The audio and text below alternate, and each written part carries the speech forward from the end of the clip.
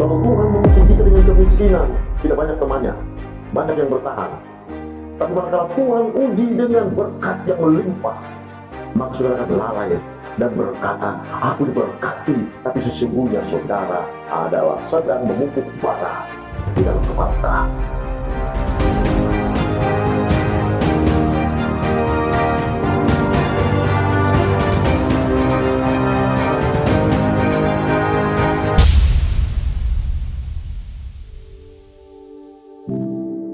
Salam saudara-saudaraku yang kekasih dalam nama Tuhan Yesus Kristus. Puji Tuhan, kita kembali bertemu dalam channel pelayanan Yefta Servant of God, yang puji Tuhan pada hari ini kita boleh bertemu kembali dalam keadaan sehat. Dan saya berharap juga saudara juga sehat, damai sejahtera menyertai keluarga saudara, usaha saudara, dan apapun yang saudara kerjakan semua dibuat berhasil. Puji Tuhan, salam persekutuan tubuh Kristus. Marilah kita senantiasa merenungkan firman Tuhan untuk kehidupan kita sehari-hari.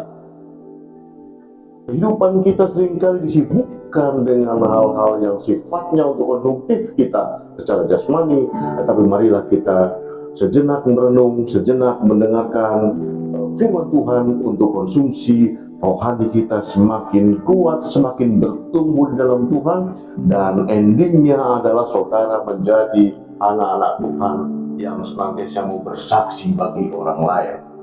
Hakikatnya adalah kesaksiannya hidup adalah manakala saudara merasakan kasih itu dalam hidup saudara, lalu saudara tanpa berkata-kata sekalipun, maka dengan perbuatan saudara, dengan tindakan saudara, itu menjadi kesaksian yang luar biasa.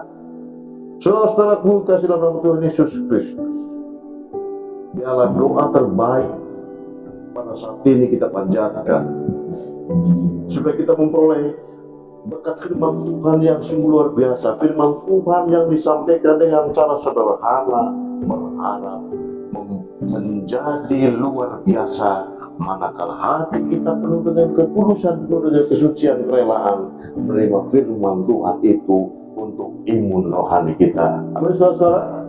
Puji Tuhan, haleluya saudara-saudara. Kalau pada waktu yang lalu kita sudah memperingati kebangkitan Tuhan Yesus Kristus, maka saat ini kita menjadi orang-orang yang senantiasa bangkit dari keterpurukan, bangkit dari masalah saudara, dan saudara menggantungkan, mengandalkan semuanya pada kasih Kristus. Tidak ada perintah Allah yang tidak ada maksud. Tentu ada maksud dari setiap perintah Allah yang diberikan bagi kita umatnya. Seperti halnya 10 hukum Taurat, itu adalah maksud Tuhan supaya umat Israel berjalan sesuai dengan relanya. Oleh karena ada banyak pelanggaran, maka hukum terbit. Oleh sebab itu saudara menyadari bahwa tidak ada seorang pun yang dapat mulus melakukan hukum Taurat, lolos dari hukum Taurat, maka karya besar tercipta, karya besar terencana dari Allah Bapa surga itu karena begitu besar kasih Allah ke dunia ini, sehingga Ia mengaruniakan anak yang tunggal, sehingga barang siapa percaya kepadanya akan beroleh hidup yang kekal. Oleh sebab itu saudara-saudara, di dalam perjanjian baru mari kita akan baca di dalam Matius pasal 7 ayat 12 mulai. Segala sesuatu yang kamu kehendaki supaya orang perbuat kepadamu, perbuatlah demikian juga kepada mereka. Itulah isi seluruh hukum Taurat dan kitab para nabi. Amin. Begitulah saudara-saudara. Saya ulang lagi. Segala sesuatu yang kamu kehendaki supaya orang perbuat kepadamu, perbuatlah demikian juga kepada mereka. Itulah isi seluruh hukum Taurat dan kitab para nabi. Seperti yang saya bilang tadi, tidak ada perintah Tuhan yang tidak ada maksud umatnya. Tetapi manakala kita mendapat perintah Tuhan merasa berat, merasa terbeban, seperti ada salib, seperti ada tuk di pundak kita. Kenapa? Karena kita belum memahami perintah Tuhan dalam hidup kita masing-masing. Tapi manakala saudara menyadari bahwa perintah Tuhan ada maksud untuk kebaikan kita, maka firman Tuhan katakan, ikulah bebanku ringan jika engkau menerima dengan ucapan syukur dengan segala aspek kehidupan kita. Saya berharap saudara-saudara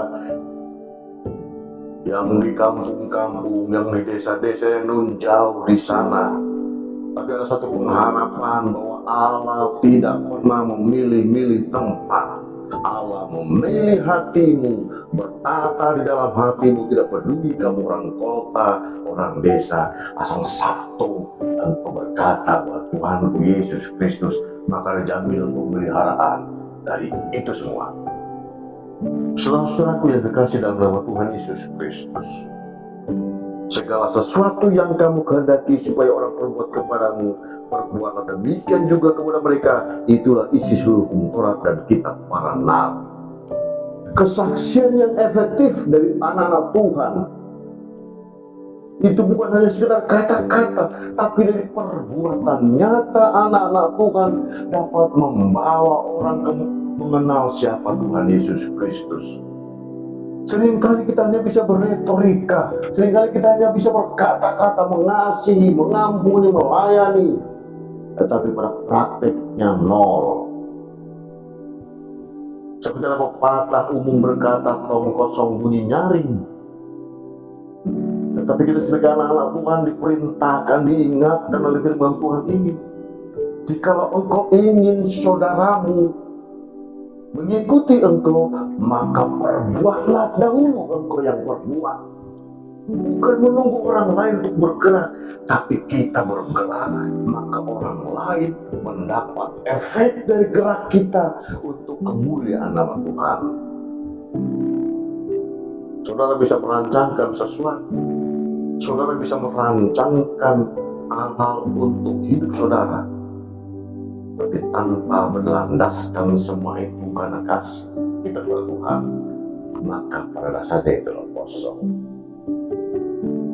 Selama yang kasih dalam Tuhan Yesus Kristus, berbahagialah saudara yang kesukaannya dari hari lepas hari, walaupun satu ayat sudah merenungkan firman Tuhan dengan ketulusan, dengan kerendahan hati, maka saudara akan mendapat berkat dari firman yang saudara baca. Kalau saudara merasa saudara setiap hari haus akan firman Tuhan, setiap hari saudara akan haus lapar akan firman Tuhan, maka saudara akan dipuaskan oleh Tuhan oleh firman-Nya. Tapi manakala hati saudara berkata, aku sudah paling pintar, aku sudah paling pandai, aku sudah paling mahir, aku the best dalam segala hal, maka saudara sama halnya sedang menutup kebaikan Tuhan, menutup hikmat Tuhan, menutup berkat Tuhan dalam firman Tuhan yang saudara dengar. Jadi saudara mendengar firman Tuhan seperti saudara mendengar dongeng-dongeng nenek tua, nenek-nenek sihir, atau pembual-pembual yang hanya menawarkan antah berantah. Tidak ada kepastian, tidak ada kepastian jaminan bahwa rohaniku terpelihara, rohaniku terjawab, permasalahan hidupku terjawab. Tapi manakala saudara mereka saudara berkata, saya paling baik, saya paling benar, maka saudara sudah menutup pintu kebaikan Tuhan selanjutnya. Dan saudara akan hidup pada stagnan seperti itu saja, tidak ada pertumbuhan. Sebenarnya saudara-saudara, para pemirsa channel Yefta Servant God, setiap hari diberikan rasa lapar, rasa haus akan kebenaran firman Tuhan. Karena pada sejatinya saudara bisa berkata bahwa seorang paling baik, saya sudah melakukan ini, A, B, C, dan E. Tetapi sesungguhnya dalam firman Tuhan, segala sesuatu yang kamu kehendaki supaya orang berbuat kepadamu, perbuatlah demikian juga kepada mereka. Itulah isi seluruh hukum Taurat. Jadi kalau saudara melakukan apa yang Tuhan kehendaki dalam hidup saudara, maka tanpa sadar saudara sudah memberitakan kebaikan Tuhan. Dengan perbuatan saudara, saudara memberitakan kabar baik kepada orang lain. Bukan dengan retorika kata-kata, bukan dengan olah kata saudara, kemandian saudara, tapi dengan perbuatan saudara. Antara perkataan dan perbuatan hendaklah berjalan seiringan, sehingga manakala saudaramu dalam keadaan susah, dalam keadaan terbeban, dalam keadaan terluka, dapat penghiburan dari perbuatan saudara, dari perkataan saudara. Seringkali kesombongan beda tipis dengan kewibawaan. Orang berkata, saya berwibawa, tapi sesungguhnya saudara sedang memunculkan kesombongan. Kalau beda tipis antara kesombongan dan kewibawaan, maka saudara harus hati-hati. Ingat firman Tuhan. Ayat 15. Ayat yang ke-15. Waspadalah terhadap nabi-nabi palsu yang datang kepadamu dengan menyamar seperti domba, tetapi sesungguhnya mereka adalah serigala yang buas. Ya, firman Tuhan mengingatkan kepada kita bahwa kita harus hati-hati dengan yang tanda kutip mengatakan dia adalah pembawa kabar berita sebagainya. Maka saudara, dikatakan firman Tuhan, waspadalah terhadap nabi-nabi palsu yang datang kepadamu dengan menyamar seperti domba.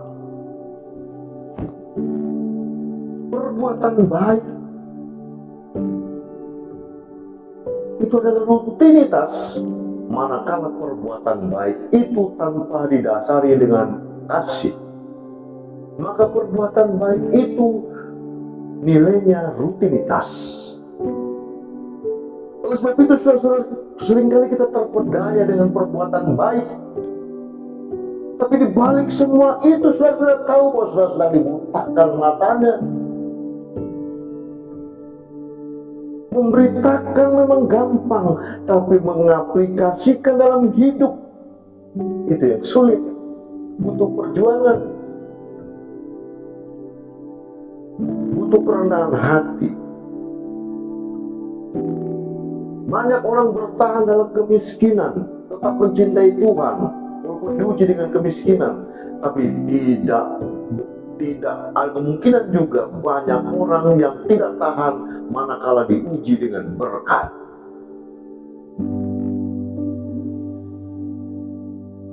Saya ulang sekali lagi, kalau Tuhan menguji kita dengan kemiskinan, kita banyak temannya, banyak yang bertahan. Tapi manakala Tuhan uji dengan berkat yang melimpah, maka saudara akan lalai dan berkata, aku diberkati, tapi sesungguhnya saudara adalah sedang memupuk bara di dalam kepala saudara. Diuji dengan kemiskinan, kita berkata, saya tetap setia.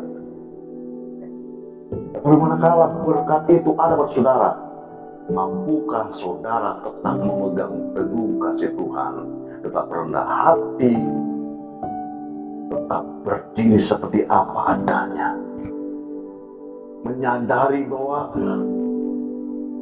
sebagai hamba Tuhan atau anak-anak Tuhan seperti harus taat penuh kepada Tuhan, seperti hamba Tuhan seperti Gesher. Dia tidak akan mungkin bisa beranjak tanpa Tuhan yang memindahkan kemana dia pergi. Manakala sang Gesher dengan sendirinya, maka yang Gesher sudah pastikan kalau tidak angin dia hantu. Kesetiaan perlu. Oleh sebab itu kita menggenapi hukum Taurat dengan hukum kasih. Perbuatlah, bukan dengan retorika kata-kata, tetapi dengan perbuatan nyata. Kasih kita sampai kepada orang yang kita kasihi. Jadi saudara-saudara yang kasih dalam nama Tuhan Yesus Kristus, firman Tuhan mengingatkan kepada kita, waspadalah dengan hal-hal. Kita ingat kisah tentang Yunus, Nabi Yunus. Tuhan perintahkan dia ke Niniwe, tetapi justru kebalikannya, dia mengingkari panggilan Tuhan itu. Bahkan dia rela membayar tiket ke pelabuhan, lalu pergi ke Tarsis. Dia rela mengeluarkan uang untuk kesenangan pribadinya, dibandingkan dia tunduk taat pada perintah Tuhan untuk ke Niniwe. Apa maksudnya? Karena Tuhan sudah mendengar perbuatan orang Niniwe begitu sudah jauh dari Tuhan. Maksud Tuhan mengutus Yunus adalah untuk menyadarkan mereka, orang-orang Niniwe. Tapi yang terjadi, Yunus sempat rela mengeluarkan uang yang untuk hal-hal pribadinya, menutup telinganya, membutakan matanya di depan mata. Pelayanan yang sesungguhnya ditinggalkan, dia rela membiayai tiket kapal untuk ke Tarsis. Seorang Nabi Yunus pernah mengalami kesalahan seperti itu. Apalagi kita hanya orang-orang biasa yang lahir pada zaman pepet ciptakan, tahu ada, mie ayam ada, bakso ada ya. Layakkah kita mengaku bahwa kita orang-orang suci, kita orang-orang berhikmat, kita orang-orang yang dipakai Tuhan? Sungguh miris. Kalau Tuhan perintahkan, ini pekerjaan Tuhan, diabaikan. Tetapi manakala untuk kesenangan pribadinya, dia rela mengeluarkan uang tiket ke Tarsis, membiayai perjalanan kapal. Ini kan satu perbuatan yang sungguh tidak terpuji dari seorang Yunus. Kenapa ini terjadi? Sebagai contoh buat kita supaya kita waspada. Jujur dengan perilaku kita, jujur dengan tindakan kita, jujur dengan pelayanan kita, bukan kamuflase.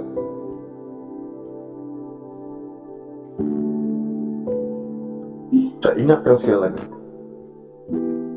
kalau saudara diuji dengan kemiskinan dan kekurangan, saudara pasti kuat. Tapi manakala Tuhan izinkan diuji dengan berkat melimpah, bagaimana saudara? Masih tetap berdiri kah?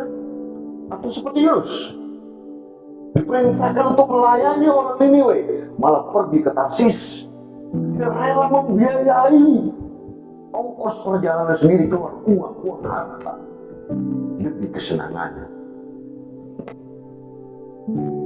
Jawabannya ada pada saudara. Tapi sebenarnya saudara-saudara semua untuk tetap waspada.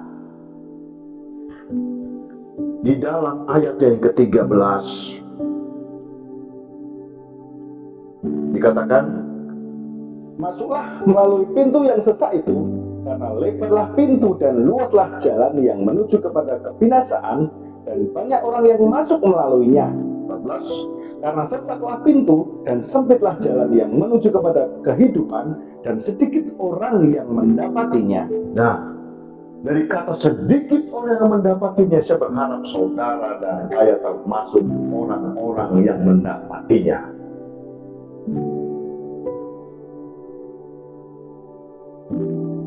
Dengan perbuatan saudara melayani, dengan perbuatan saudara mengasihi sesamanya, bukan dengan kata-kata, maka saudara sama halnya melakukan intisari dari hukum-hukum yang Tuhan sediakan bagi kita. Allah kita luar biasa. Panjang sabar Allah, seringkali kita manfaatkan untuk kesenangan pribadi. Saudara harus waspada.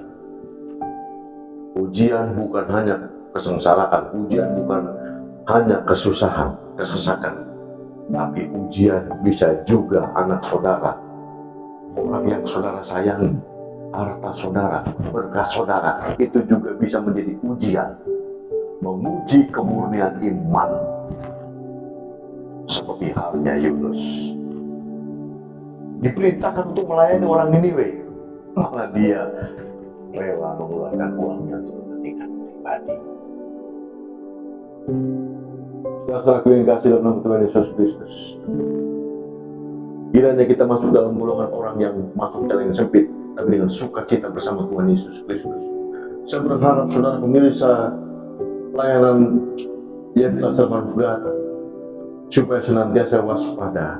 Baik keadaan apapun, saudara tetap percaya bahwa ujian-ujian Tuhan berikan bagi kita adalah untuk menguji seberapa kita mencintai Tuhan. Dan saya berharap saudara senantiasa diberkati apapun yang saudara usahakan berhasil, usaha saudara yang di kantor, yang di perkebunan, yang dimanapun bidang apapun, Tuhan berkati saudara. Dan saudara orang-orang yang termasuk orang-orang yang masuk dalam pintu yang sempit, tetapi penuh kebahagiaan karena ada jaminan dari Tuhan. Karena kita mencintai pekerjaan Tuhan melebihi kecintaan kita pada hal-hal pribadi. Lebih baik mengeluarkan harta benda kita untuk pelayan pekerjaan Tuhan daripada untuk senang pribadi. Amin, saudara. Dan kiranya Tuhan memberkati. Firman Tuhan pada saat ini disampaikan dengan secara sederhana. Kiranya saudara dapat mengerti dan mengambil intisari dari firman Tuhan itu. Roh Kudus memberikan pengertian pada saudara. Salam persekutuan tubuh Kristus. Haleluya.